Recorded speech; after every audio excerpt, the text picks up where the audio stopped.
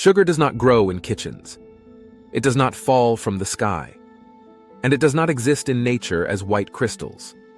Every spoon of sugar begins its life inside a living plant. Only 2 crops on Earth are capable of producing sugar in quantities large enough for industry. If you like similar educational content, please like, subscribe, and share the video with your friends. Sugarcane and sugar beet. They look completely different. They grow in different parts of the world. But inside their cells, the same process happens. They turn light into food. Inside the leaves, sunlight drives a chemical engine. Carbon dioxide enters from the air. Water flows up from the roots.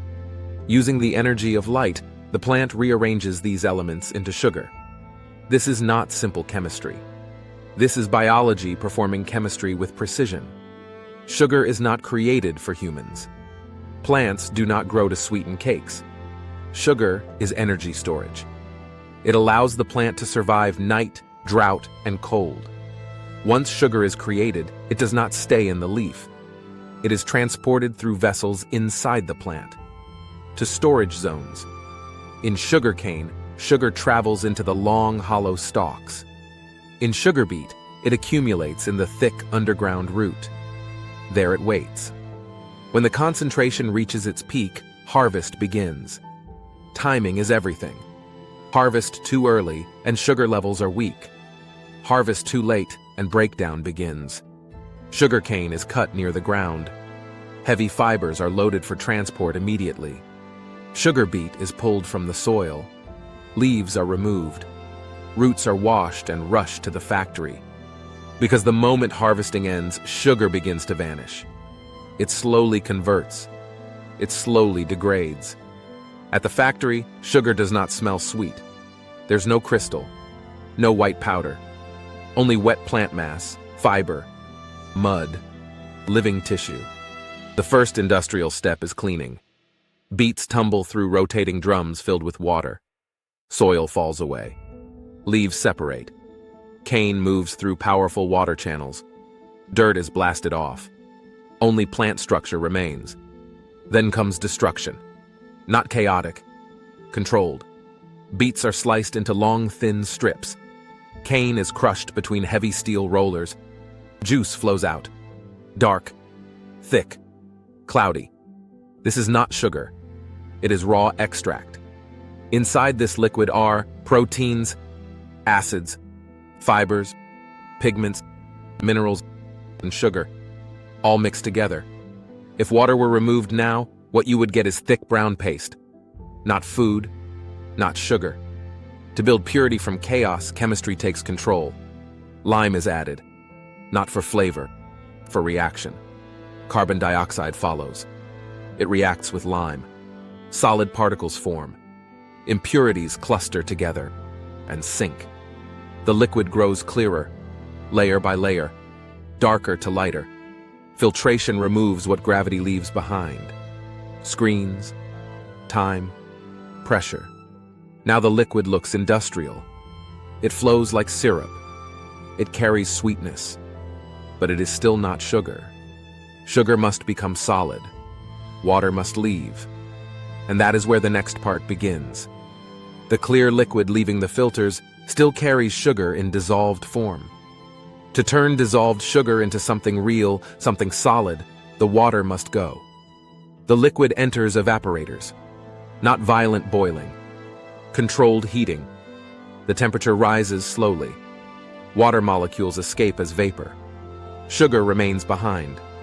With every moment, the solution becomes thicker, heavier, sweeter.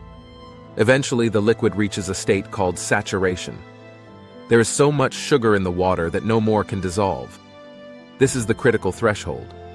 Beyond it, sugar has only one option. It must precipitate. Crystallization begins. The thick syrup is cooled with precision. A small amount of finished sugar crystals is added.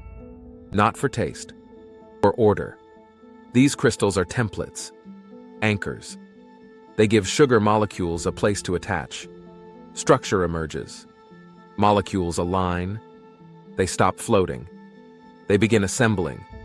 Crystals grow. not randomly, but in organized geometric patterns. If the process is rushed, crystals break. If uncontrolled, sludge forms. Everything depends on balance. When the crystals reach the correct size, separation becomes necessary. Solid and liquid must part ways. The mixture enters centrifuges. Huge drums spin rapidly. Centrifugal force flings liquid outward. Crystals stay behind. Liquid that escapes is molasses. Dark, dense, heavy, rich in minerals. Still sweet, but no longer usable as sugar. Molasses becomes a different product. Alcohol, feed ingredients, fermentation fuel, industrial input. Meanwhile, the sugar remaining inside the centrifuge is still not complete. It holds color. It carries odor. It contains trace material. Sugar must become purer. Refining awaits. The sugar that remains after spinning still is not what people recognize as sugar. It carries color. It carries smell. It carries residue. And finished sugar must be clean, uniform, neutral. Refining begins. The sugar is dissolved once more. It becomes liquid again. But this time, the goal is not extraction. It is perfection. This solution passes through deep filtering systems. Microscopic particles are removed. Pigments vanish. Odors disappear. Sometimes activated carbon is used. Its internal structure traps unwanted molecules. Color disappears. The liquid becomes almost invisible. After refining, the liquid holds almost nothing but sugar and water.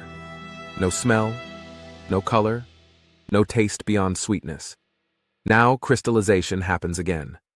This time more slowly, more carefully.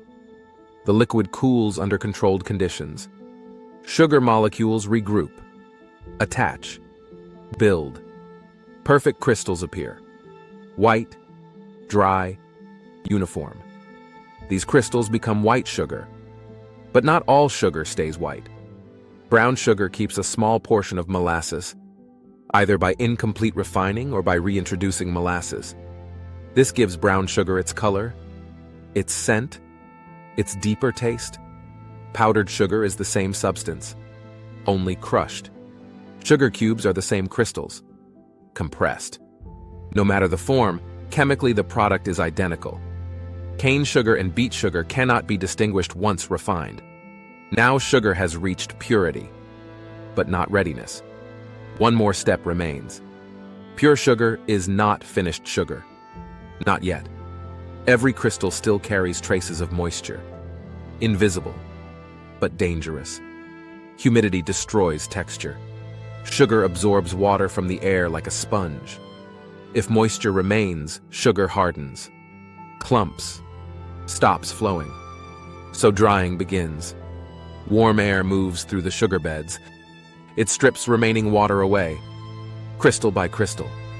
The sugar becomes light, dry, stable. Now size matters. Crystals are sorted, large grains, medium grains, fine powder. Each size serves a different purpose. Drinks, baking, decoration. Next comes shaping. Some sugar is pressed into cubes. Some is ground into powder. Some is left natural. Now packaging begins. Machines measure exact portions. Seals close. Bags fill. Moisture protection is critical. Air is controlled. Light is avoided. Then sugar moves to storage. Warehouses are dry. Temperature stays steady. Humidity is kept low. Under these conditions, sugar lasts for years without decay. No mold, no rot, no expiration. But the journey is not over yet. Once it leaves the factory, sugar enters the global system. After sugar leaves storage, it does not rest. It travels. Across roads, across rails, across oceans. Few people realize how far sugar moves before it reaches a kitchen. It is one of the most traded materials on Earth. Sugar shaped history, empires, trade, power. What was once rare now fills shelves. What was once luxury is now routine. Sugar does more than sweeten. It builds. In baking, sugar strengthens structure. In fermentation, sugar creates life. In cooking, sugar transforms flavor. Heat changes sugar. It browns. It caramelizes. It deepens taste. Sugar reacts with proteins, creates color, creates aroma. Without sugar, there would be no bread as we know it. No cakes, no chocolate. But abundance changed perception. Sugar became excessive, and excess changed bodies. Sugar is not poison. Sugar is energy. But energy without balance becomes overload. Medical science warns. Society adapts. Alternatives appear. Synthetic sweeteners, plant extracts, laboratory inventions. But none behave like sugar. None melt like it. None brown the same. None ferment the same. Sugar is unique because it is chemical behavior, not just taste. An industry evolves with it. Factories reduce water use, reuse heat, lower energy loss. Agriculture breeds new plants, higher yields, less land. The future of sugar is not more. It is smarter, cleaner systems, lower waste, lower impact, same crystal. Sugar remains small, white, powerful, a grain that connects sunlight, plants, chemistry, industry, life. One crystal, a global machine,